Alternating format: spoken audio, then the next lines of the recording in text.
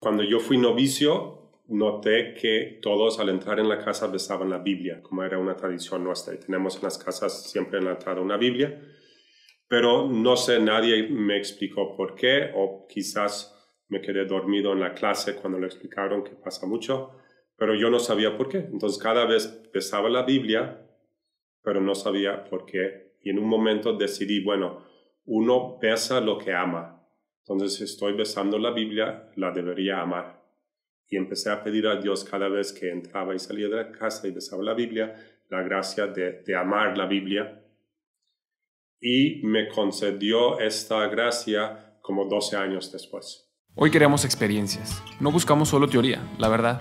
Es cierto que en la iglesia hay una riqueza increíble en lo que es la experiencia de Dios y de la fe, pero por más bello, verdadero y profundo, termina siendo inaccesible para la mayoría de los que estamos sedientos de Dios. Por eso este podcast te ofrece esta riqueza a través de experiencias, a través de la vida de un seminarista y de las personas con las que se irá encontrando en su camino para enriquecer tu experiencia de Dios.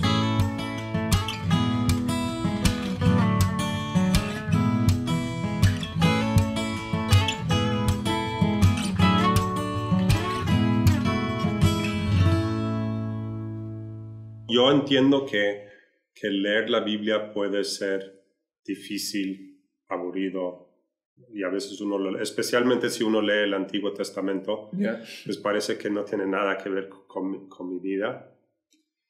Y por una parte es así, pero yo creo que Dios lo hace a propósito, porque el mismo hecho de esforzarnos es un acto de amor.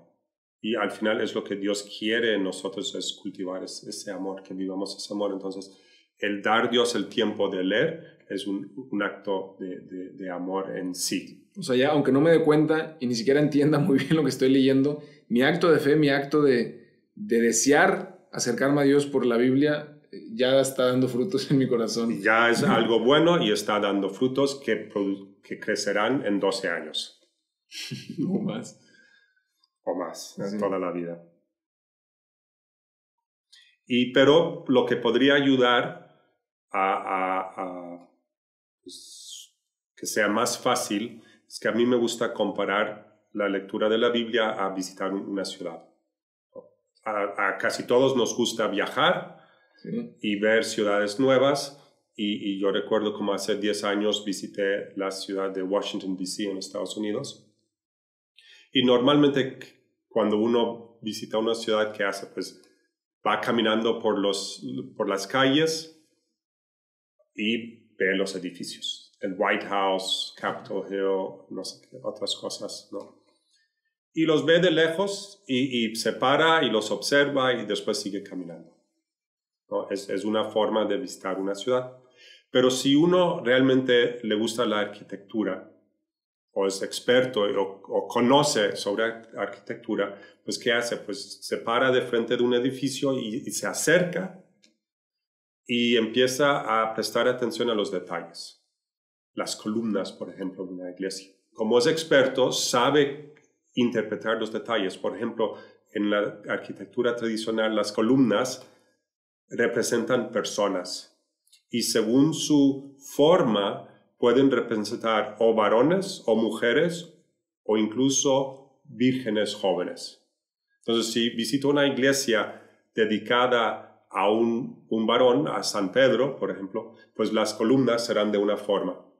Y si visito una iglesia a Santa Lucía, pues las columnas serán de otra forma. Ahora, si no sé nada de arquitectura y de columnas, entro, veo la iglesia, digo, ¡ay, qué bonito!, y me voy. Pero si conozco esto, pues puedo pasar horas en un edificio viendo los detalles. Y ahora que nos empieza a platicar, nos ha dicho hasta ahora como estas primeras dos maneras, ¿no? Primero caminar y pues ir viendo un poco los edificios, ver uno y ver otro y pues ver qué me gusta y qué no me gusta y seguir caminando.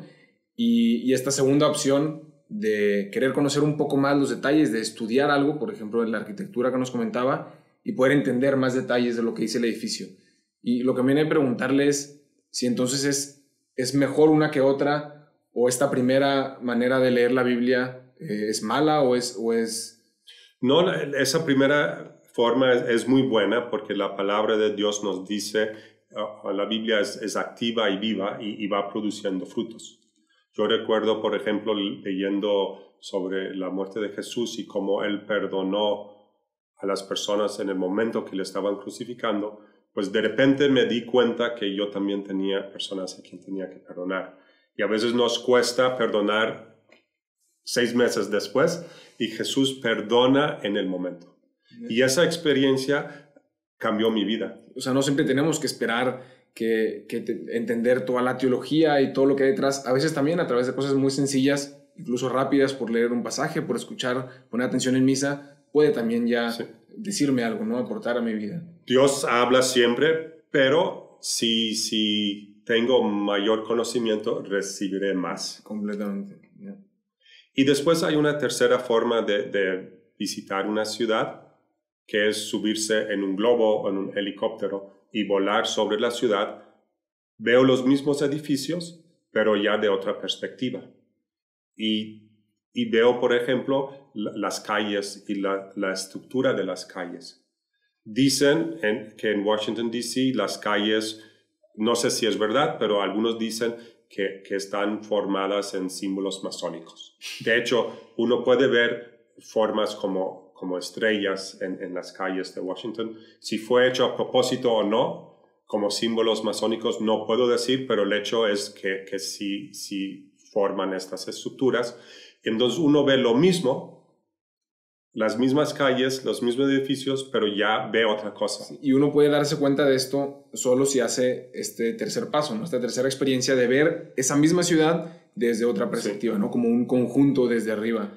Uno podría caminar las calles años y nunca descubrirá que forman una estrella. Que forman una estrella. Tiene que subir y ver desde arriba. Sí. Y ahora que nos platica esto, yo recuerdo en una de las primeras clases que nos dio, quizás no soy consciente de ello hasta ahora, ¿no? Como dice que Dios toma tiempo, pero me llamó muchísimo la atención cómo a veces podemos leer pasajes del Antiguo Testamento, ¿no? Como el que nos decía de Abraham, de decir, pues claro, ahí aprendemos de la fe, porque Abraham tuvo fe, pero nos hizo un resumen como este tercer paso, ¿no? Ver el Antiguo Testamento desde arriba, desde un helicóptero, y un resumen de toda la historia que significa, ¿no? Y me di cuenta por primera vez que no solamente un conjunto de pequeñas historias, sino que es una historia en sí misma, en conjunto, y que tiene una trama, y que tiene una relación de Dios con su pueblo, y que le traicionan, y Dios les perdona, y les da otra oportunidad, y todo eso va creando una historia que nos habla también a nosotros. Sí, porque la Biblia no solo es una colección de libros sueltos, escuchamos eso mucho, una colección de libros, sino que la Biblia es un libro, y cuenta una historia continua, y hay un hilo negro que conecta todos los libros. Empezando con la creación y llegando pasando por Jesús, que es el culmen de la historia, hasta el fin de los tiempos. Y si alguien, padre, ahora que escucha, ¿no?, estas 3 maneras de leer la Biblia, y sabes que, bueno, pues ya estoy un poco motivado, porque escuché que se puede leer la Biblia, que se puede entender, que se pueden dar pasos, ¿qué nos recomendaría como pequeños pasos para aprender a leer la Biblia? ¿Qué tenemos que leer primero? ¿Con qué perspectiva es mejor empezar para no desesperarnos? Ya nos dijo que es muy bueno tener paciencia. Bueno, lo primero que yo sugiero sería, obviamente, leer los evangelios, que es el centro de la Biblia. Jesús es el culmen de toda la historia. Conocerlo y tratar de conocer cuanto más detalles posibles, ¿no? Cuanto más conozco, más después podré hacer las relaciones.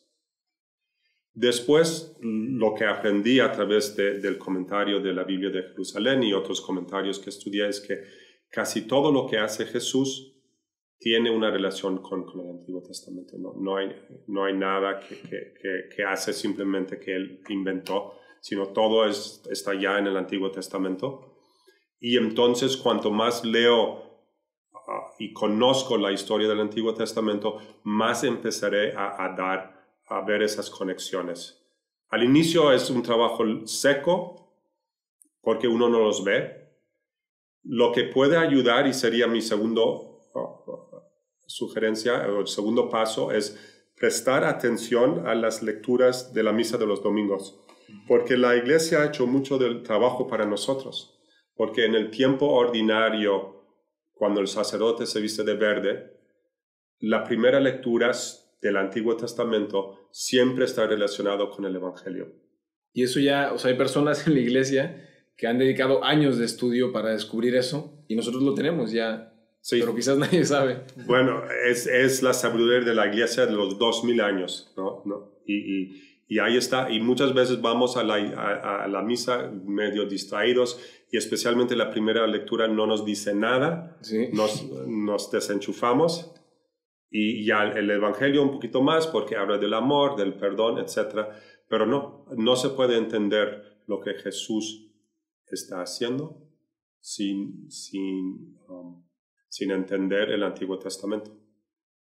Les puedo dar un ejemplo concreto sí. que me viene a mente ahora, que es en el inicio de San Marcos. Jesús llama a los apóstoles, ¿no? Y dice que vio a Pedro y Andreas y Juan y Santiago y les dijo, síguenme, los haré pescadores de hombres, ¿no? Y muy bien, ahí pues lo comentamos y qué bonito que dejaron todo para seguir a Jesús, pero ¿por qué dejaron todo? ¿Por qué tan rápido? Y es porque en el libro de Jeremías, en el capítulo 16, hablando del nuevo éxodo y de la restauración de Israel y cómo Dios iba a unir de nuevo los tribus de Israel que habían sido dispersos por el mundo, se pregunta, ¿y cómo lo va a hacer? Y en Jeremías 16 o por ahí, dice, pues yo enviaré pescadores y ellos pescarán a la gente.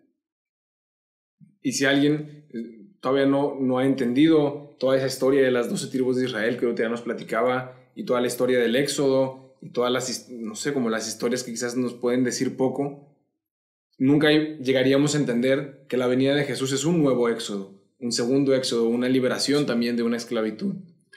Y justo lo que hacían los judíos, e incluso los sencillos, pues escuchaban, iban a la sinagoga y escuchaban o incluso leían y rezaban los rezos del Antiguo Testamento, conocían su historia. Entonces cuando Jesús dice, les haré pescadores de hombres, los apóstoles dicen, es el Mesías.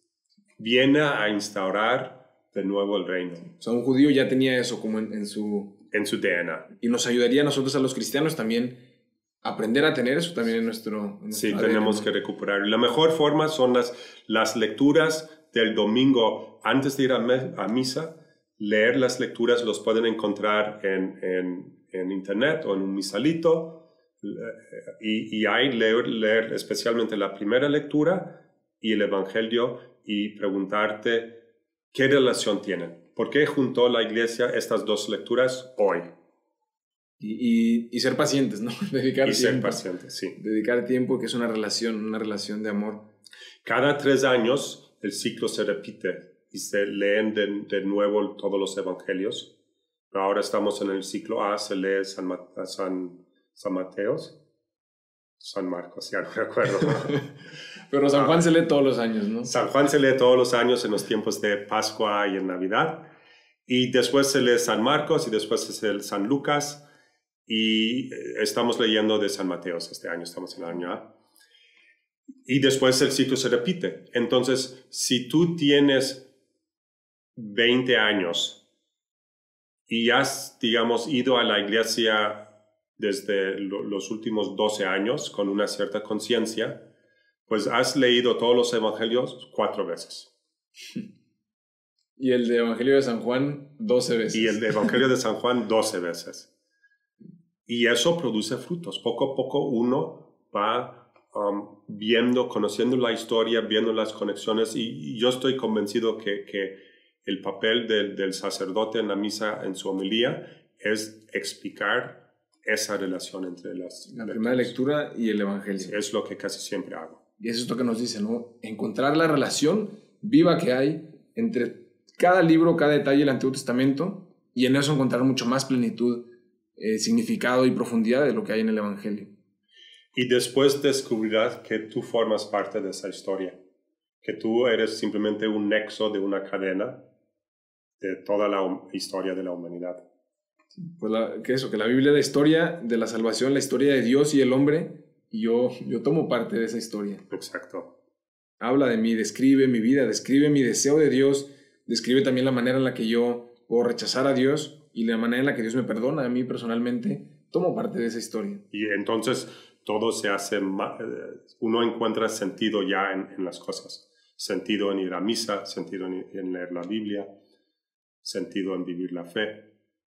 Pues padre, después de todo lo que nos ha ido platicando, también algo que regularmente hacemos en estos episodios es recomendar algún libro que pueda ayudarnos, ¿no? En algún tema que estamos reflexionando, algún autor, algún libro que nos pueda ayudar. Y pues yo pensaba también, el primer libro que me encontré cuando llegué aquí al noviciado de Alemania, que se llamaba Génesis, me enteré pocos días después que era el libro que había escrito mi profesor de Cristología, que era el libro que había escrito usted.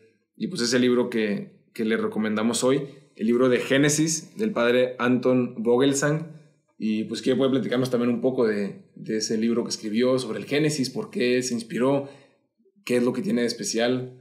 Sí, porque, bueno, al descubrir que el Evangelio de San Marcos o todos los evangelios están tan relacionados con el Antiguo Testamento y cada párrafo de San Marcos tiene algo que ver con el Antiguo Testamento, decidí empezar por el inicio y explicar la historia de Génesis y explicar su relación con el Nuevo Testamento. En vez de empezar con el Nuevo Testamento e ir para atrás, vamos por atrás y después explicamos qué tiene que ver esto con el Nuevo Testamento. Por ejemplo, el sacrificio de Isaac, que carga con la madera, sube la montaña, pues es una imagen de Jesús, que carga la madera de la cruz y sube la montaña, y es el Hijo amado, pues, etc. Entonces, doy un resumen de Génesis y después explico su relación con toda la historia de la Biblia y después con elementos más importantes de nuestra fe.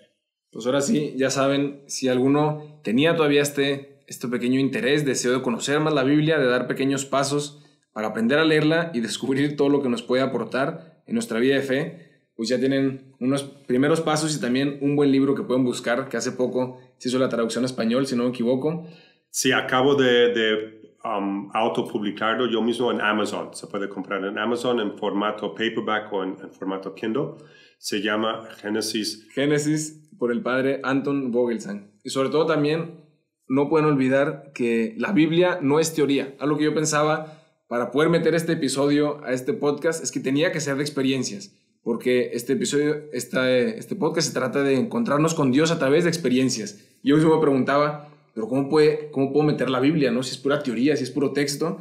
Y platicando con el padre Anton me di cuenta que la Biblia no es teoría, la Biblia es también una experiencia, esta historia de salvación de la que yo tomo parte. No me sigan en Insta y no me manden WhatsApp, porque no tengo ni Insta ni WhatsApp, que ahora soy feliz y orgullosamente novicio.